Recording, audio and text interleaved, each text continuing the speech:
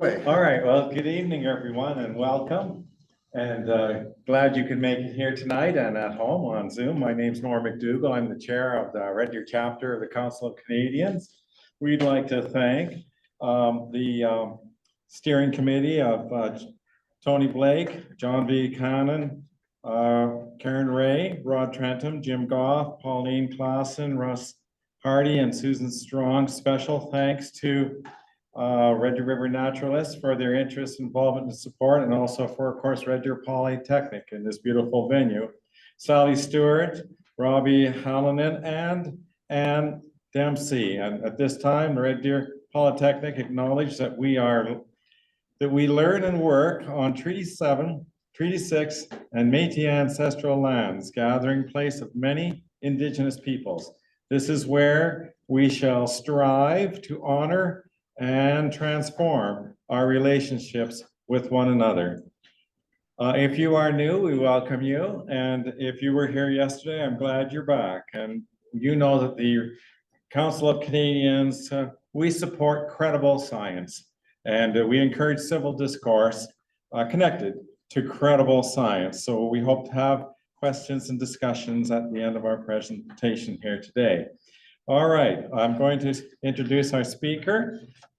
Mr. Dr. John Pomeroy is director of the Global Water Features Program, the largest and most published university-led freshwater research project in the world, and its follow on the Global Water Futures Observatories project at the University of Saskatchewan. He is the Canadian Research Chair in Water Resources and Climate Change, UNESCO Chair in Mountain Water Sustainability, Distinguished Professor of Geography, Director of the Center of Hydrology, the Director of the Coldwater Laboratory in Canmore, Alberta. He is a Fellow of the Royal Society of Canada and American Geophysical Union and Royal Geophysical Society, and serves as adjunct professor of the University of Waterloo and Wilfrid Laurier University. From the World Climate Research Program, Pomeroy leads the International Network for Alpine Research Catchment Hydrology Project. He has been elected to represent academia on the steering committee of the Water and Climate Coalition of UN agencies. He co-chairs the UN Advisory Board at the International Year of Glaciers Preservation 2025. And there is lots more, but I'm going to jump ahead to his primary research interests are snow hydrology, the impact of land use and climate change on hydrology and water quality, and improved observation and prediction of climate change impacts, especially floods and droughts. He has developed several hydrological models and a network of hydrological research basins. Dr. Pomeroy has authored over 400 research articles and reports and several books that have been cited over 25,000 times. So please welcome Dr. John Pomeroy.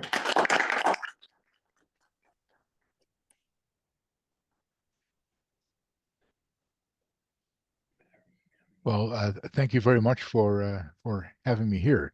It's a great honor, and I wish I could be there with you in person tonight. But I'm coming to you from Canmore, Alberta, and Treaty 7 territory and homeland of the Métis. And what I will talk about are changing mountain water supplies for Alberta, and some of the challenges that this will pose for Albertans in general, but I'll show some very specific results for the Red Deer River Basin as well. And then we'll go down and explore some of the possible solutions and ways that we can adapt and change and better manage water through the rest of the century. So I will start by sharing my screen here.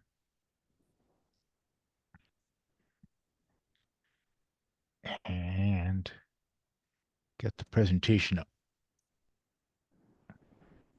Okay. So hopefully you can see that all right. And anyway, I want to recognize some of my co-authors on this. These Zelalem Tessema and Fuad Yassim were postdoctoral researchers working for me. They both now work for Environment and Climate Change Canada, and Al Petronero was working for Environment and Climate Change Canada as director of the National Hydrological Service, and now he's a professor in Canada Research Chair at the University of Calgary. And they're all really, really good people and wonderful ones to work with.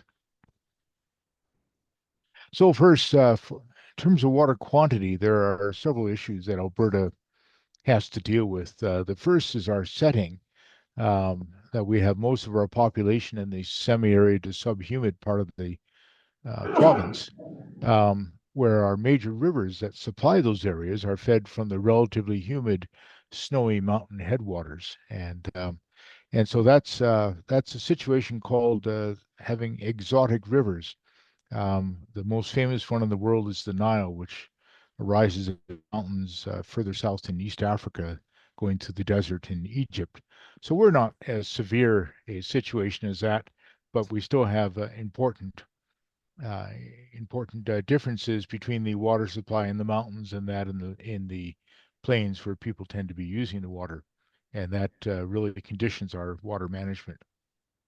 The second is rapidly growing population. Alberta grew faster in the last year than ever in its history, and there are projections that the provincial population could double by mid-century. Um, Even suggestions that Red Deer exceeds 1 million people by then. So we have to be ready to have water for all these people should they arrive. And with things going on around the world, there'll be greater and greater desire for people to come to Alberta from parts of the world that are becoming less habitable, either because of the climate or declining water resources or other reasons. The third is the rapidly changing climate. We've already experienced more rapid climate change in Alberta than most of the world. In the last few decades, things really started taking off or heating up in the 1970s, and that's when the glaciers started to decline as an example of what was happening due to the hotter summers. But it's also meant changes to our precipitation in that we have more extreme floods and droughts in the last few decades than we had in the previous century of settlement in the province. And the projections going forward, which I'll show you, show a warmer and wetter climate in the future that we need to adapt to.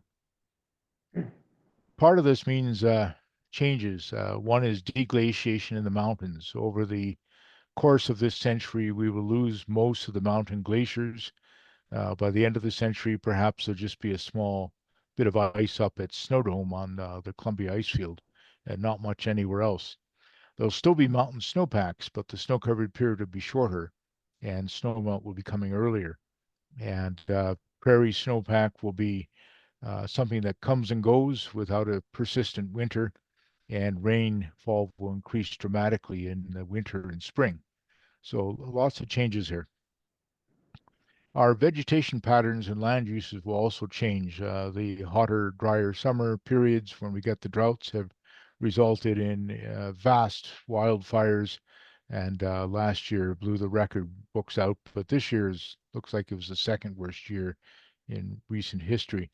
So we're losing a lot of our forest, and you probably noticed that not all of that is growing back the way it should, and so we're going to see deforestation of some areas of Alberta, the drier parts, and perhaps some advances in tree line into the higher parts of the mountains at the same time.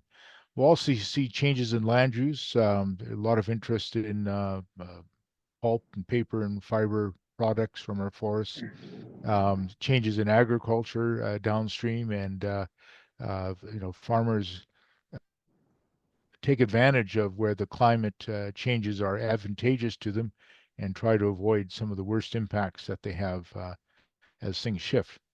We'll also have growing urban areas that will also change land use.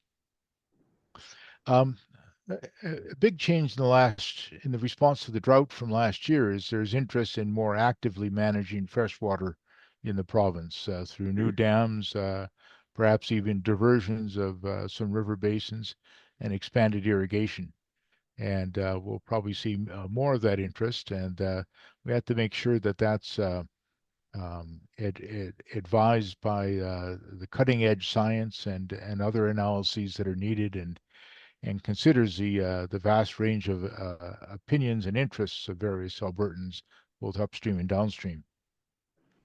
What makes water management in Alberta difficult, and we're not alone in the world, this is pretty normal, is that because of the original British North America Act and other changes to our constitution since then, we have water management split between the federal and provincial governments.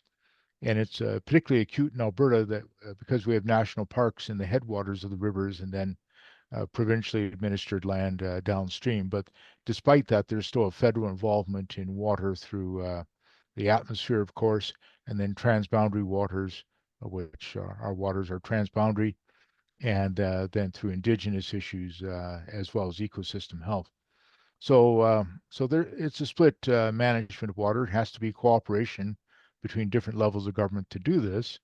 And then also both levels of government split water up between multiple government departments in both jurisdictions. And for example, in Alberta, the principal split is between Alberta Environment and Alberta Agriculture, but Alberta Forestry also has an interest and other departments.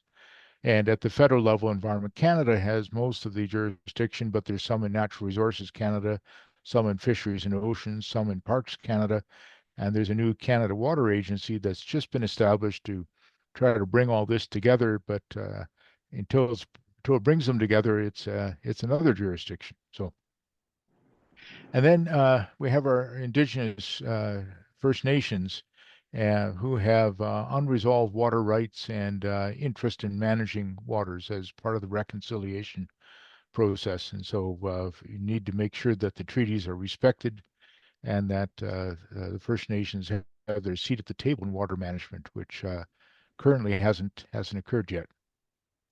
And then we have downstream water users in Saskatchewan and Manitoba through the Saskatchewan River Basin, and that's governed by the Prairie Provinces Water Apportionment Agreement and overseen by the Prairie Provinces Water Board, which is what the federal government and the three Prairie Provinces get together.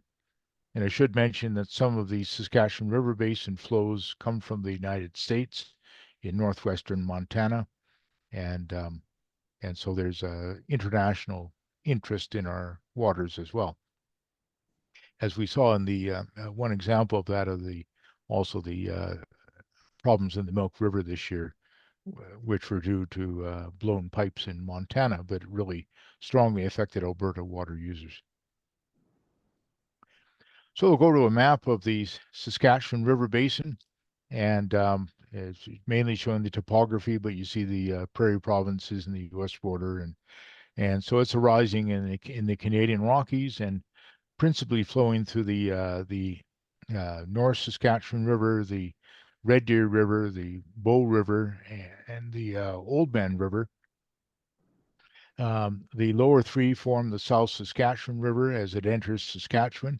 That's heavily managed through Lake Diefenbaker, which is upstream of Saskatoon, has hydroelectricity and an irrigation region around it. And it also diverts water into an area outside of the basin to the Capel system, which flows to Winnipeg, but it supplies Regina and Moose Jaw with water, as well as a lot of southeastern Saskatchewan. And then there's hydroelectricity generated throughout this in our mountain headwaters, but also in Saskatchewan further downstream. And that river doesn't just end at the end of the map here, just changes names. It dumps into Lake Winnipeg and emerges from Lake Winnipeg as the Nelson River, which flows downstream to Hudson Bay. The Nelson's used by Indigenous communities and Manitoba Hydro, who make vast amounts of hydroelectricity there. So when we get a drought in Alberta, Manitoba Hydro gets a headache and reduced hydroelectricity generation as it experienced in the last year. In the headwaters, there's really excellent monitoring of the snowpacks and the stream flows and the weather and climate by federal and provincial agencies. It's probably some of the densest networks in Canada.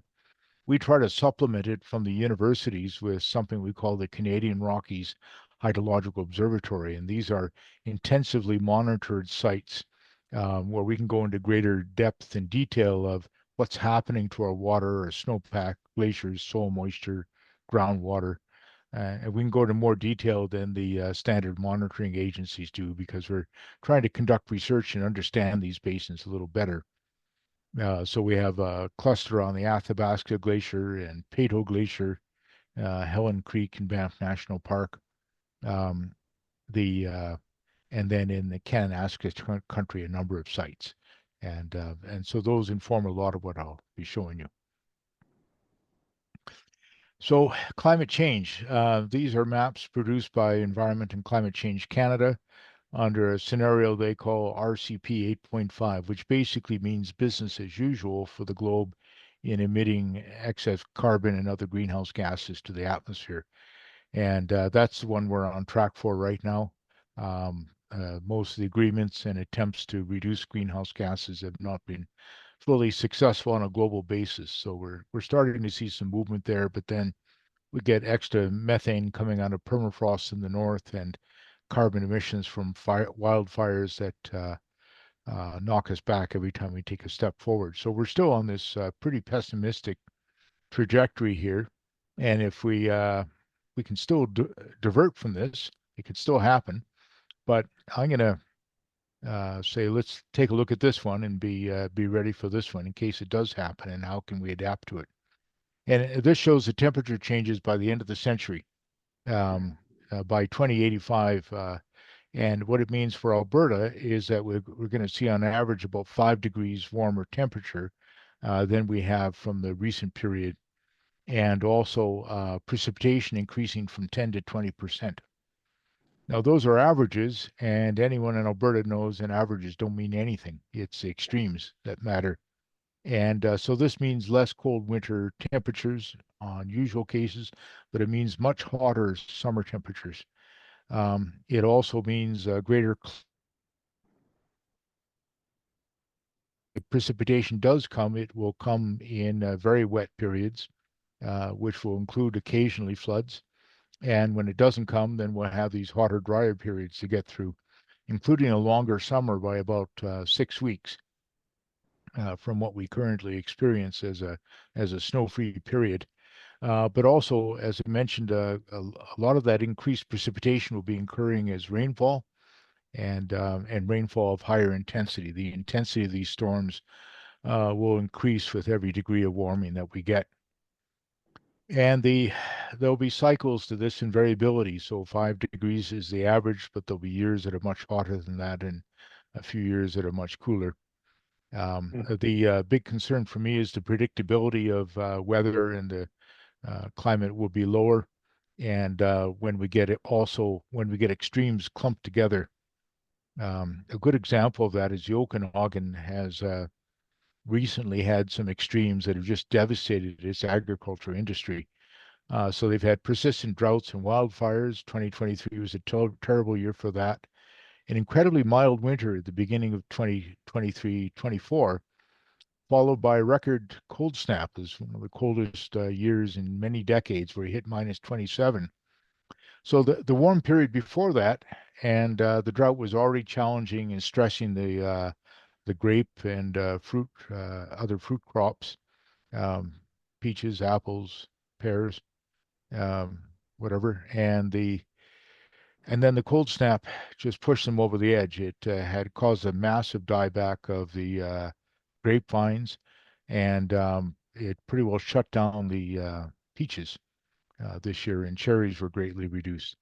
So it was one of those extremes clustered together. It can be really damaging, and something we have to watch for.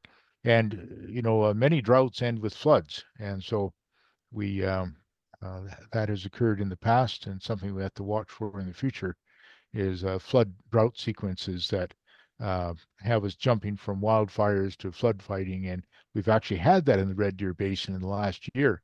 The town of Edson evacuating within a month from wildfires and floods. So this is not speculation. This is happening now, and it pushes our public services and our our governments at multiple levels right to the edge. And you know, in the Northwest Territories, when they had to evacuate the whole territorial government and major services from 2/3 of that territory had to evacuate last summer. That's basically leads to practically a failure of governance in that case, and so we want to be able to avoid that.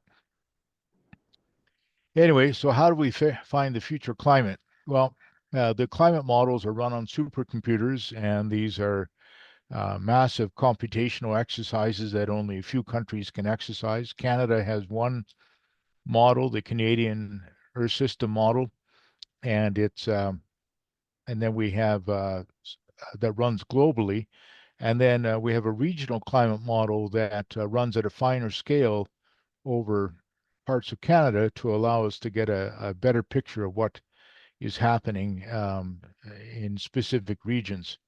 And so they start running that Canadian ESM um, for runs starting in 1850 to build up a climate to 1950, and then they start to perturb it to get many, many different runs out running up to 2100. The reason they do that is because the climate is and weather systems are ultimately chaotic, and you've got to capture the uncertainty of these climate scenarios and climate outcomes and capture that chaos so you can give people a range of probabilities of what the future will be. And so that's all challenging. And as a hydrologist, I just want to run a hydrological model and tell you what the future water supply is going to be. So in our case, we want to run this at the finest scale possible. And we do that by taking the Canadian RCM output of this, which gives us data from the 1950s up to 2100. And we further correct it with weather station observations for the current climate period, and then downscale it to 10 kilometers resolution, where it can then produce a suitable output for hydrological modeling. So it's a very, very difficult thing to do, but it has been done. And then from that, we have to try to calculate the hydrology of this. And in this, we use a model called MESH, which has been jointly developed by Canadian universities and the Environment Canada. And it's a model that includes the soils, the subbasins, small creeks and smaller rivers, the land cover, the river network, and topography, and takes that climate forcing and calculates every aspect of the storage and flow of water, snow, and ice, whether it's frozen ground or glaciers, snowpacks in the mountains, rainfall runoff, soil moisture, groundwater changes, and the flow of water to rivers and lakes. And we've added aspects to it to allow us to deal with water management and storage as well. So the so we've corrected something called bias correction of the Canadian RCM outputs using measurements, and then we have historical runs from 1950 to 2005, and then the future runs actually start in 2006 and run to 2100. But of course, not all of that is future now, but it gives us an idea of the accuracy of this thing. So anyway, that's another massive computer model that has to be run on supercomputers, and we've been doing that over the last few years in the Global Water Futures program. And I'll show you some of the results that we have. The first thing is to look at how we set this up over the Saskatchewan River Basin and how it shows the water flowing. And the map on the left is showing you the contribution of various basins to the flow. And so you can see in the headwaters, there's a lot of flow to be gained as these streams and rivers come together. There are some basins like the Vermilion that contribute very little to the overall flows, but it is not till they come together downstream that we get the larger flows in there. Also, I'm just showing you on the right a map of the irrigation districts and the areas modeled for irrigation water withdrawals, which is something we do quite uniquely in the model. We can then take the model for the current climate and take a look at the water balance of the Saskatchewan River Basin. So you can kind of see very faintly the line dividing Alberta, Saskatchewan, Manitoba. And you see that the precipitation is very dry in eastern Alberta and Saskatchewan. That's no surprise to anyone. And a lot of that is the Palliser Triangle, in fact. Um, but we get extremely high precipitation in the mountain foothills and high mountains, and then higher precipitation in the boreal forest further downstream. If we look at how much of that is snowfall and how much is rainfall, the snowfall dominates the precipitation in the mountains, whereas rainfall dominates the precipitation out in the prairies and is providing 70 to 80% of the prairie precipitation. But the mountain precipitation is about 70 to 80% snowfall right now. If we go down and look at runoff generation, where's the runoff and stream flow being produced? Well, it's in the water towers, as we sometimes call the mountains and foothills, and with practically nothing produced over the prairie region, but vast amounts in the mountains. So the rivers, as I mentioned, exotic rivers crossing the prairie region, then a bit more produced as we get into the northeast part of the basin in the eastern Saskatchewan and western Manitoba. And then there's a term called evapotranspiration. That's the evaporation of water from open water and snow and ice, but also the transpiration of water, which is a water taken up by plants through the root system.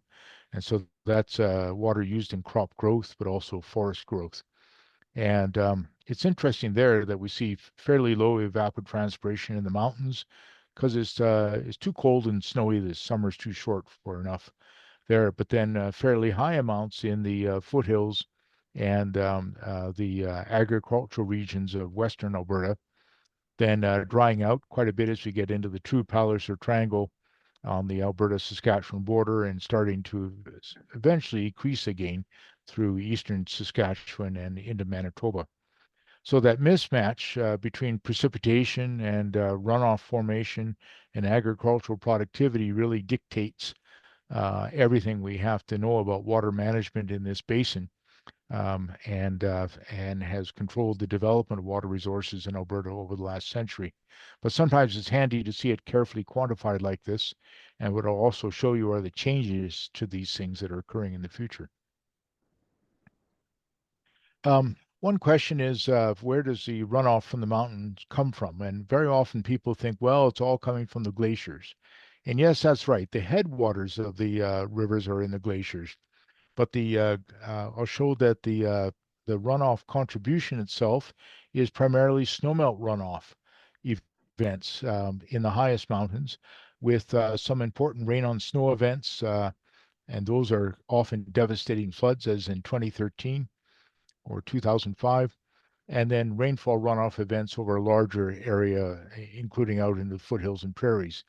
But if we look at the frequency of the events, you can see it's the snowmelt runoff is most of them, along with rain on snow and mixed events are picking up most of them. And the rainfall runoff itself in blue is a fairly small component of this year by year over the whole basin. If we look at glacier contributions to stream flow, it's glaciers cover just a small area of the mountains, and getting smaller all the time as they retreat. So a little bit of the Old Man headwaters, a tiny fraction of the Red Deer or of the Red Deer River Basin, a small fraction of the Bow, but a much larger fraction of the North Saskatchewan, and then the Athabasca further north.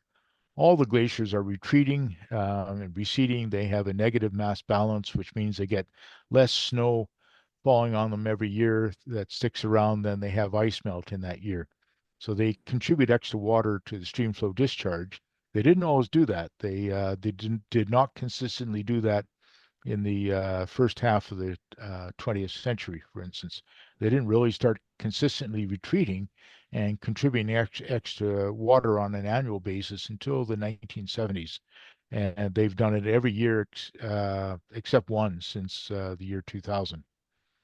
But it's limited in size, and the total amount of ice melt and snow melt and rainfall from glaciers on the whole Saskatchewan River Basin is about 3%.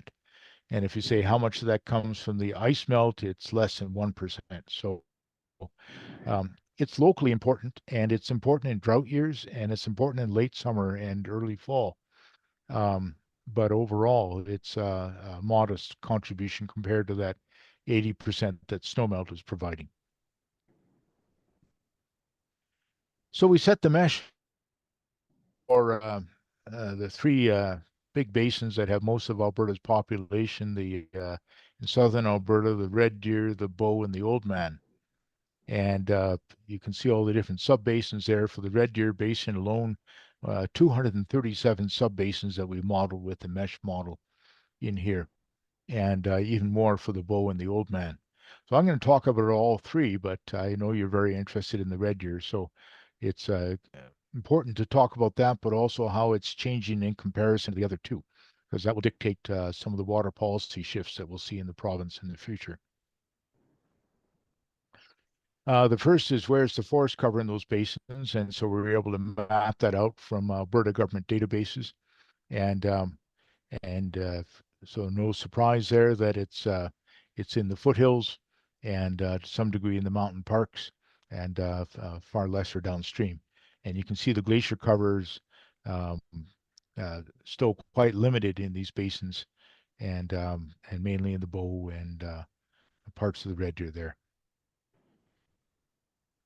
We calibrated the mesh model, and I won't get into the details of that too much here, but simply showing a comparison of its ability to predict the stream flow of the Wipers Creek near its mouth, and down north of northwest to Calgary, and it was able to do a pretty good job over the years that we did it. There's some statistics there I won't get into, but a KGE greater than 0 is good. If it's -1, it's bad. If it's +1, it's perfect. So 0.83 is okay. And a mean bias should be very small, and it is in that case. That's when we calibrated. This is validating it, so not using the data, looking at different years, and it still did all right in that sequence. So let's look at some of the current and future hydrology for the Red Deer Basin, because I know that's of great interest to you. And so these are the current and mid-century and late century Red Deer River temperature and precipitation month by month, as well as changes in soil moisture, evapotranspiration, and stream flow. And it'll take some time to go through these. So the first is the historical, which is a recent period we have, is and note these graphs start in October. We start water years in October. So that's still above freezing on average, but then down below freezing for November, December, January, February, March, shooting up to above freezing on average in April, and getting up on average to the mid-teens in summertime. By mid-century, and what we're calling mid-century starts in 2025, next year, and runs to 2065, we're already seeing a big change, and much warmer winters through here, but also increases in temperature, particularly in midsummer, as we get into July and August and September. And then by the way, the bars there are the uncertainty, the error bars due to climate variability from the different models we use to force the hydrological model. Precipitation, again, there's right now is fairly low through October, November, right to March and April. It begins to pick up in May. June is the peak precipitation with a drop in July, little increase in August, and then dropping off again in September. But by mid-century, we see increases in October, November, not too much in midwinter, and then picking up with large increases in April, May, and June, almost no increase in July, and then or August, and then slight increase in September. By the time we get to late century, so the 2070s, 80s, and 90s, so our kids will still be alive in dealing with this. Then we see big changes in October temperatures. Now November is above freezing on average, so is March. Substantial warming in the winter time of 7-8 degrees. More modest warming in the spring, but then substantial warming in the summer. That's where you're getting another jump of 7 or 8 degrees in June, July, August, and September being substantially warmer as well. Precipitation increases in all months, in this case, except for July and August, which is bad news for farming, bad news for dryland farming anyway. But the increases in spring precipitation, I'm sure, will be welcome. A lot of this is coming as rain. So then if we track soil moisture through this over those months, soil moisture is quite resilient. And with modest changes in October, not much, some increases in the winter, but then we start to see decreases occurring in the future as we get into May, June, and July and August. And so that lower soil moisture is going to be problematic for agriculture, and it will mean growing season will have to get crops that can get growing a bit earlier, maybe take advantage of winter wheat and other winter crops, because the very hot, dry summers are going to be problematic. When we look at evaporation and transpiration, pretty minimal in the winter, but substantial increases in April and May. June and July, you see August levels out, and that's because water is running out in many cases, and it's not increasing. So that's indicative of the exhaustion of soil moisture reserves in many years. So the stream flow, this is the stream flow for the Red Deer River at Red Deer, and you'll see increases through the winter period, but substantial increases in March, April, and May as we get into mid and late century. Just looking at April alone, we're seeing it practically double in flow, and close to that in May. But then June, by mid-century, an increase in flow, but by late century, decrease. And then July and August, massive decreases in flow through that period of time. So we've got a change in the seasonality of stream flow with these increases in late winter and early spring and decreases in the summertime, and September kind of leveling off. We get similar things for the Bow River Basin, and whether we look at Banff or downstream at Calgary, and very similar to what the Red Deer is facing there. I won't spend so much time on it, but we look at the changes in the hydrology in the Bow that are also seeing the soil moisture declines in summer in the future at Calgary, evapotranspiration leveling off, and large increases in spring stream flow, but drops in summer stream flow. So some of this may look a lot like 2023. Oldman River Basin, of course, is warmer down there, so and the temperatures are already warmer, and the increases are larger, and the stream flows at the mouth of the Oldman go up. The temperature goes up quite a bit through there, and precip not so much down there. The hydrology change in the Oldman, they don't get the increase in soil moisture. They mostly get decreases and modest increases in evapotranspiration, except in the spring. And they get some fairly significant drops in stream flow, which would be problematic for irrigation down there. So summarizing some of this, what about this change in stream flow timing? What we call D50 is when half of the stream flow has occurred. It's the date at which half of the stream flow has occurred. And in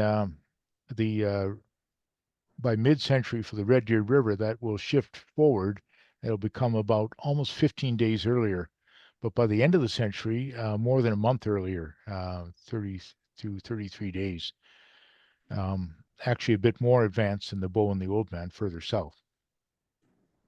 So we can have earlier flows, and we have to be able to cope with those when they come.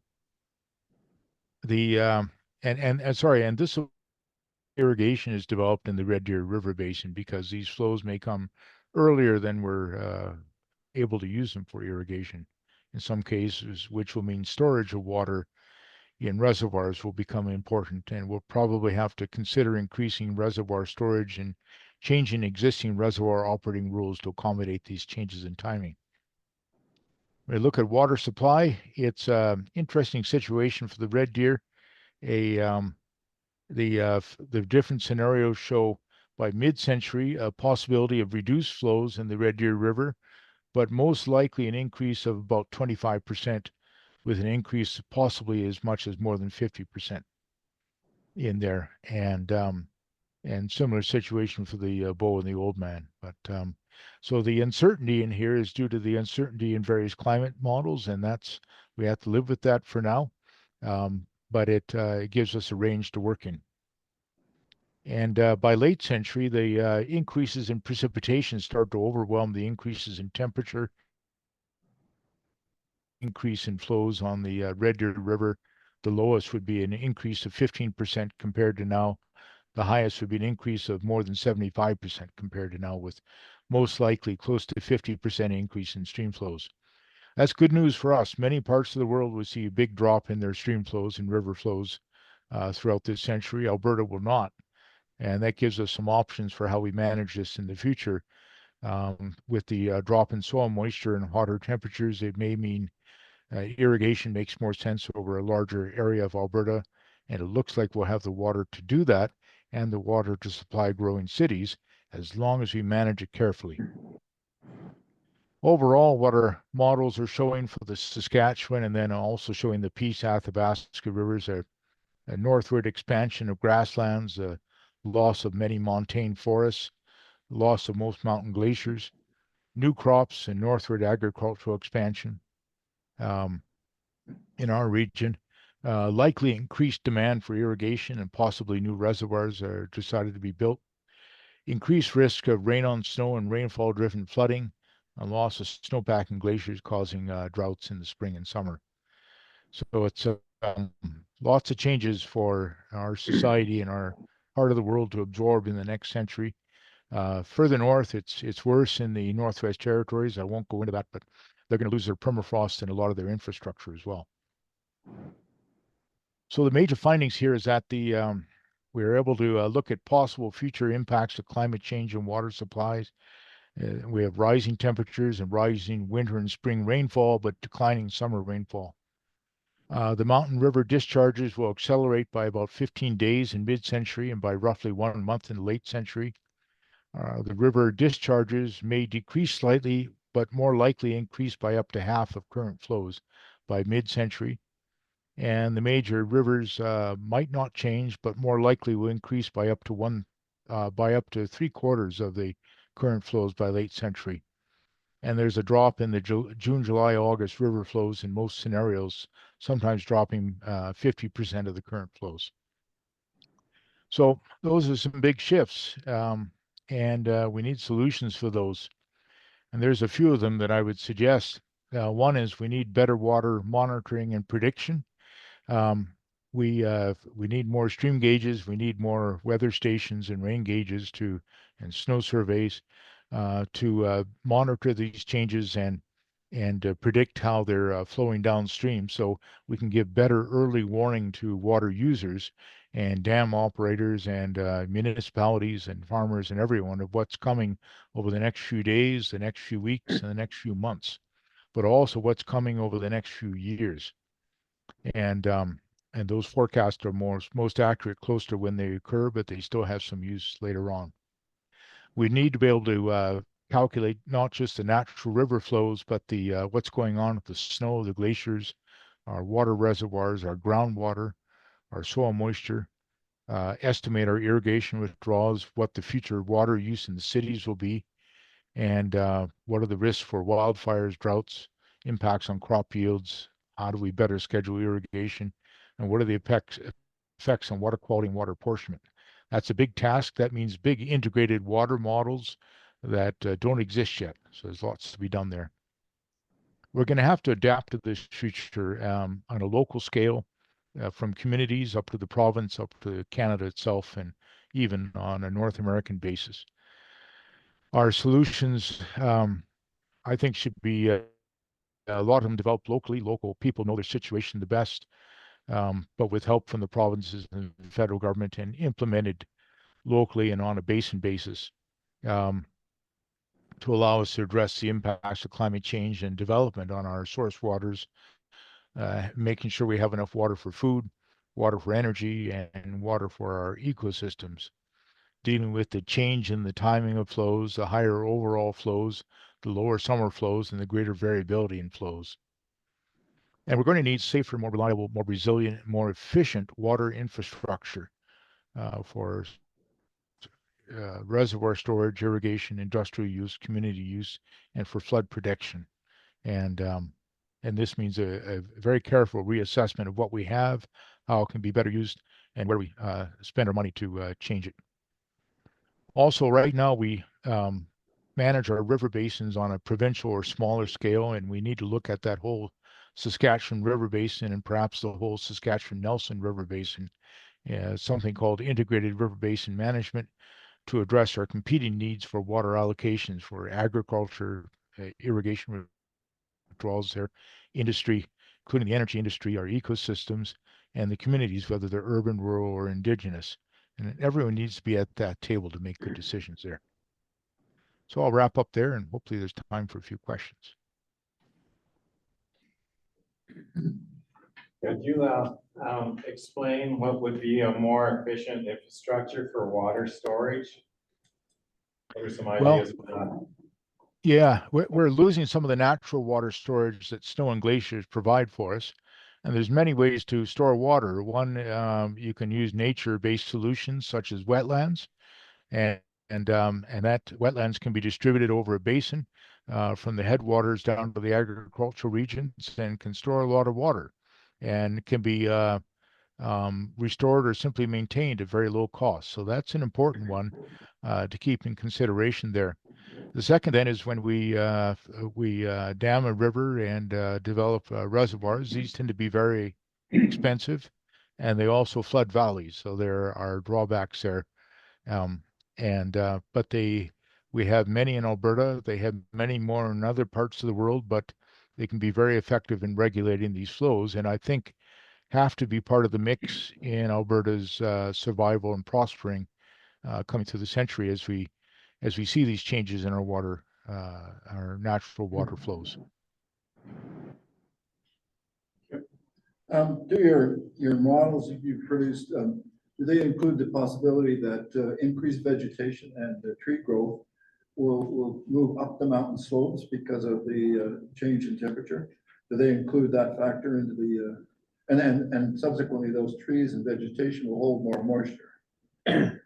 Yeah, Right. yes, we do. And we worked with a number of terrestrial ecologists to come up with detailed maps of possible future vegetation in mid and late century for the basins, and also look at the impacts of wildfire on these, and in some cases transitions to shrub and grasslands in some areas. We also looked at shrub expansion into the tundra in the north. And so it's a number of things. The expansion of trees into the mountains is limited by soil development. So there's many areas where the tree line isn't controlled by climate; it's controlled by wind and erosion and simply rocky, bouldery terrain that trees can't get a foothold in. So some limitations to how high up those trees can move, and how much we'll see there. Maybe over many centuries, soil growth would permit them to go further, but we won't see that this century. And then the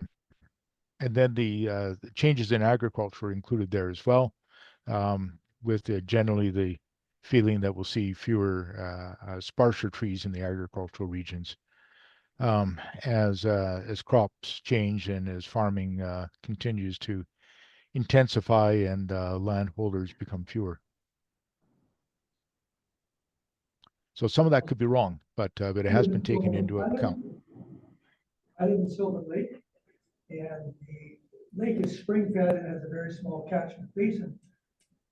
I have yet to see a good explanation other than to say it comes from the mountains, springs rise from the mountains.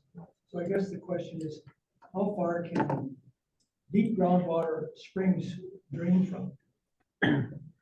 Yeah, that was studied by scientists from the Geological Survey of Canada and recently, and they're trying to see how far does mountain groundwater make it out into the plains. the answer is moves really, really slowly, and that it takes hundreds to thousands of years for it to make it out, and it's not moving out very quickly either. So, so our uh, groundwater in the prairie area is mostly fed out of the foothills near the edge, and it's recharged out of lakes, ponds, and wetlands in many areas, and then discharges into some others. And so it's mostly a local resource, and a lot of that groundwater was laid down 30, 40,000 years ago, even before the most recent glaciated period over the prairies. So it's old groundwater and very high in dissolved solids. So, but yeah, the mountains are not a particularly significant source of groundwater recharge for further out on the plains. We have a question in the chat as well. Oh, yeah. Go ahead, John. Yeah, I can Okay. read it. Could you please elaborate on surface water under the influence of groundwater estimation, or if you have any publication that addresses this technical issue?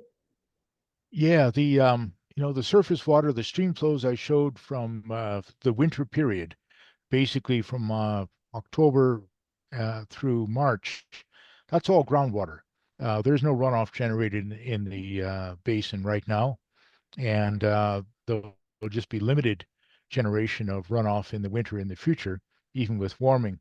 And so that's groundwater. It's called base flow in hydrology, and it's from groundwater aquifers slowly draining into the river and supporting the river. So when we see a change in stream flows in the wintertime, that's because groundwater levels have either been higher or lower in the fall preceding that winter. In extremely dry years, that groundwater contribution to stream flow is the main contributor to stream flow. And so in the later in the summer and fall of 2023, that was mostly groundwater we were seeing with a bit of glacier water mixed into it.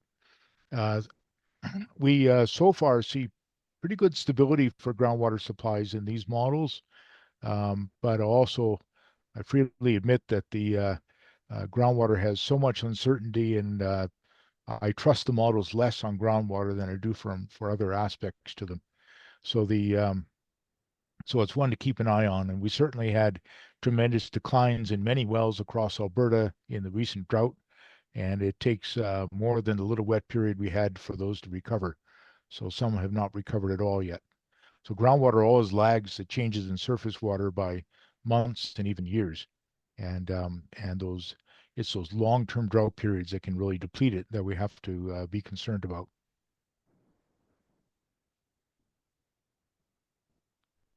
Thank you. Rod, do you have a question? Yeah, just one, I think.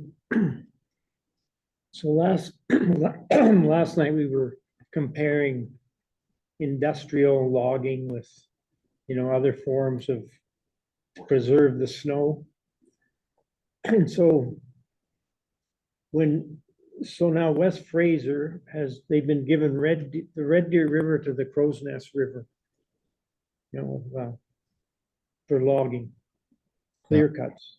So how is that going to affect floods, I guess? Yeah, I haven't looked at it in the Red Deer, but I did look at it really intensively in the Bow River Basin, which is not too different in many ways, particularly the upper part. And what we looked at were we took the model and we kind of did a computer logging of it. We took out the trees in the computer simulation, and we did the current logging plans, and then to the maximum that was in there, and we had very small changes in stream flows that were observable at Calgary. But then we tried something different. We said, all right, what if a massive wildfire burnt the upper part of the basin above Banff, and at the time I thought that's a bit absurd, but after seeing Jasper this summer, I don't think it is. And those massive fires burn the soils as well, and that's where you get the real impacts. It's not the tree canopy. A forest canopy can hold about 3 to 5 millimeters of rain in it, and it holds, and that evaporates, and it holds more snow and some of that snow evaporates or sublimates back to the atmosphere, but it's the soils that hold that water. So effectively, those forest soils. And so, and it's the severe wildfires with subsequent salvage logging that showed a big impact. Water supply went up actually as the forests were destroyed because there's less going into transpiration and tree growth and for a few years until they get reestablished. But a big impact was if the Calgary flood had occurred after a mass wildfire had hit the Bow River Basin, it looked like the peak flows at Calgary would have doubled. So the forest and particularly the forest soils have a big role in holding back floods. And but the scenarios I've looked at with the planned logging in the Bow Basin, we didn't see much impact back downstream, but it's the wildfires that would have the really big impact. And remember, the logging is only in the commercial zone, and the wildfires can be top to bottom of the basin if they're severe enough. Okay, well, we're going to have to stop you at that point, Dr. Pomeroy. I want to thank you very much for your very interesting presentation, and Group also thank you very much.